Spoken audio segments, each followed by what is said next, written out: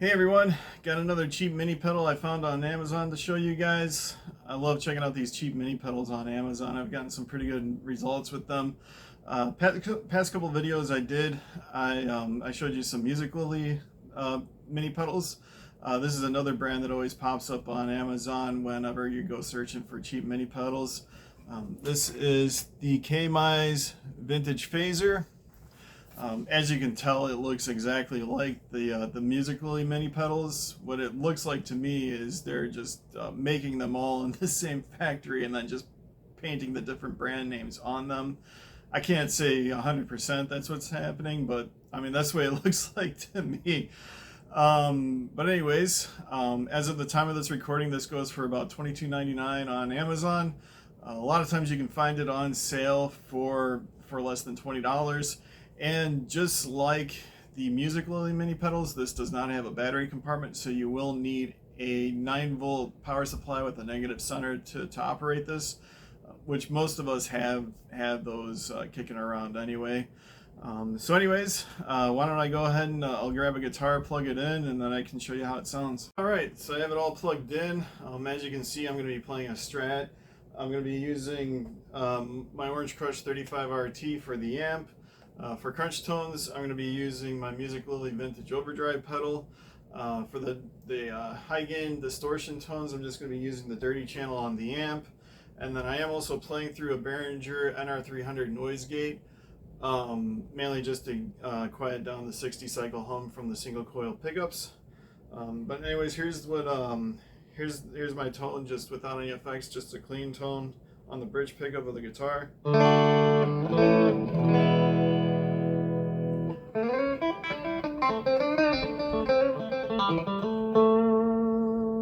And then as you can see, that it's a pretty basic pedal.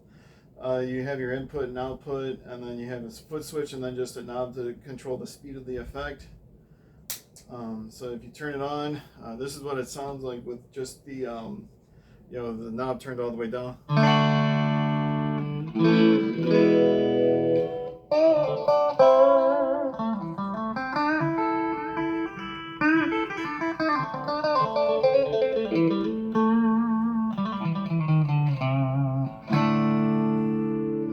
then you can change the you can move the knob around to adjust the speed. And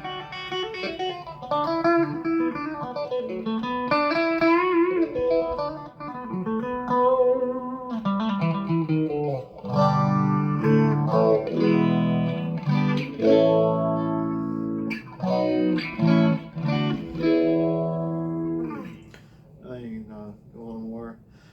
Around here you get a really nice kind of like this is actually where I like to keep it, usually a little bit past halfway. You get a really nice like almost like an Ottawa type effect, except for the sweep back and forth is constant, unlike a true Ottawa where the harder you play, the more the wah sweep is. But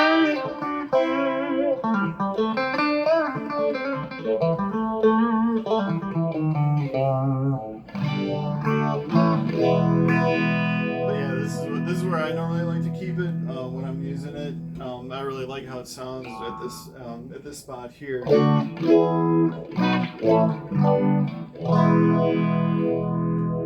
then if you turn it up all the way, you can get a really nice rotating speaker type effect too. You get a really nice rotating speaker type effect. I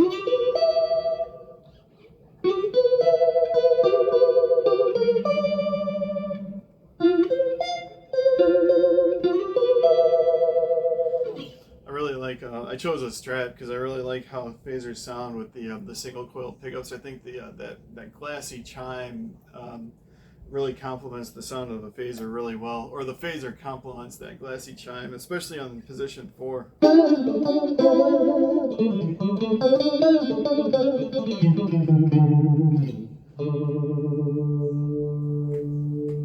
And especially like right here where I like to keep it.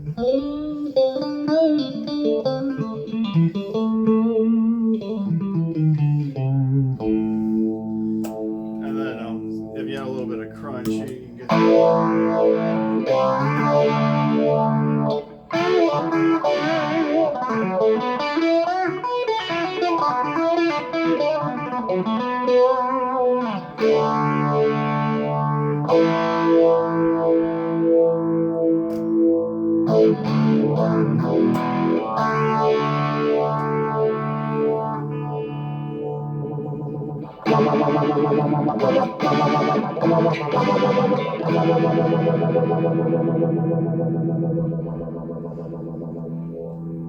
And then we can add a little distortion to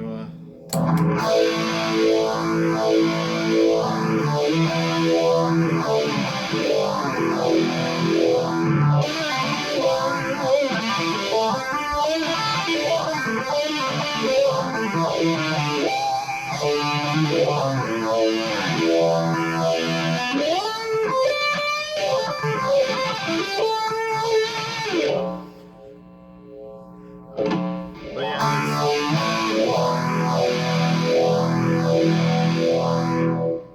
yeah, I do have right now the way I have it hooked up. It's in the effects loop. With the phaser being a modulation type effect like chorus or flange, you typically want to put it after your distortion and overdrive.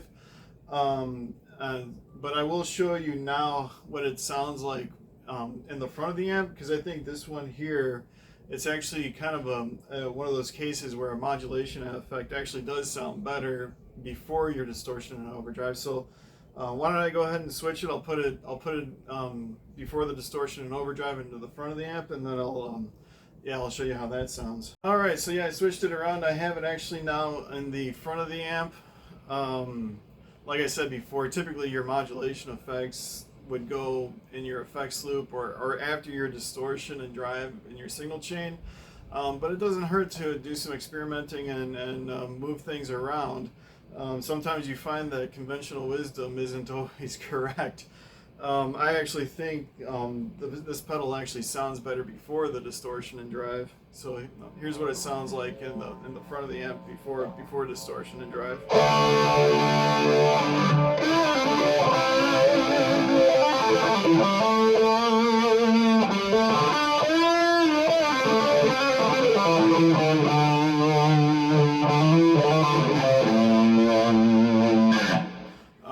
As you can see, I really like how it sounds in the front of the amp.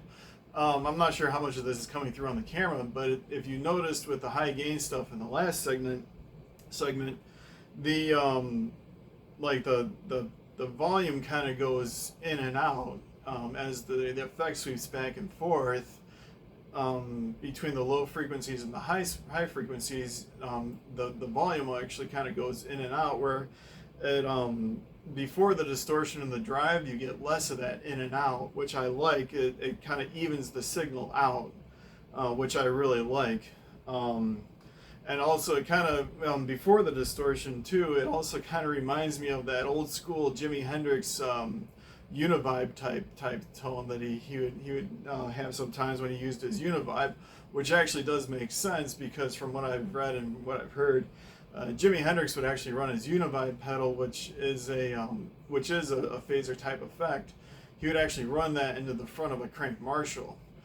So that might be why I like it also, but I do think it does sound much better in the front of the amp.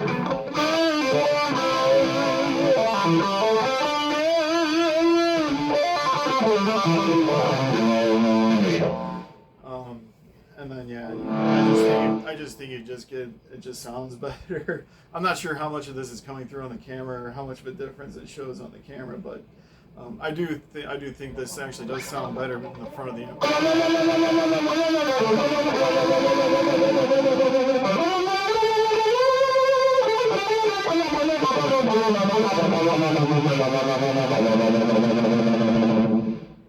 Alright, so there you have it. That was the Kmise Vintage Phaser.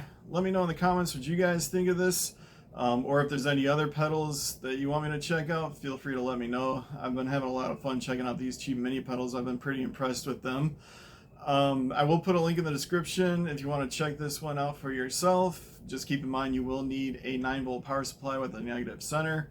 If you don't have one of those, you will need to get one. I'll put a link in the description to the one I like to use. It's a D'Addario brand one. It goes for like 11 bucks. But really, any 9-volt power supply with a negative center should work on that. I will also put a link in the description to the video I did on the Music Lily Vintage Overdrive that I used for the crunch tones. If you're interested in checking that out, feel free to check that out also. And as always, be sure to like and subscribe if you want to see more. Thanks.